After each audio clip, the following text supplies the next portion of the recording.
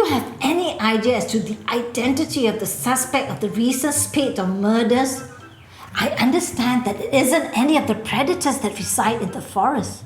Do you have any extra information on how big the predator is so that we know how to defeat our enemy?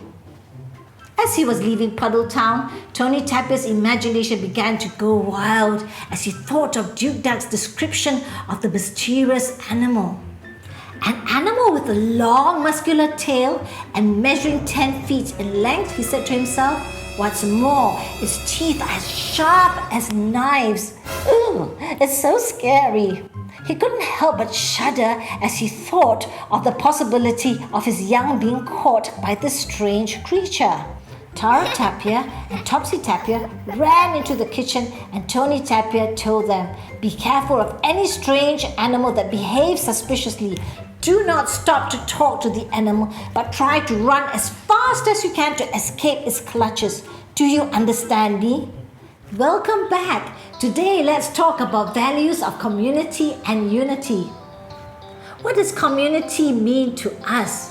Especially in modern Singapore, where many of us live very busy and competitive lives, cooped up in our apartments that provide us very little opportunity to interact the way our parents used to in more close-knit communities called kampongs.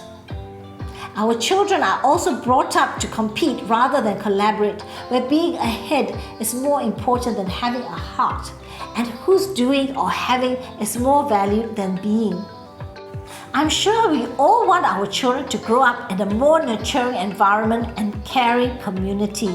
Because no matter how well they perform in school or in life, they can't run from the fact that we live in a more connected world.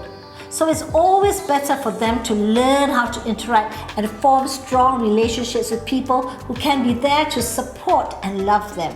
For our friends in the evergreen forest, it was unfortunate that they needed a murder to set aside their differences. Book 1 tells of how Rex the lion and Muna monkey have to learn to work together to find the culprit and bring it to justice. This prevented yet another murder after the death of the latest victim, Una orangutan's daughter. On a brighter note, Book 1 also spotlighted Tony Tapir's efforts in bringing together the horses, rhinoceroses, and tapirs. After seeing how the lions and elephants banded together, Tony was inspired by the collective power a community could bring.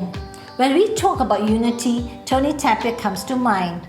Even though he was not the chairman or head honcho of the Tapir Council, he mobilized his community together with the horses and rhinos to support Una orangutan when she lost her daughter. So the two important lessons here are this. You can be a leader wherever, whoever you are. The only thing you need to do is to see a need and offer a helping hand. And we can all make time to journey with someone who's experiencing grief and trouble. Our greatest ability is our availability. The story of Tony Tapir and Friends ends on a high as everybody in the evergreen forest comes together to celebrate Rex the lion's 50th birthday.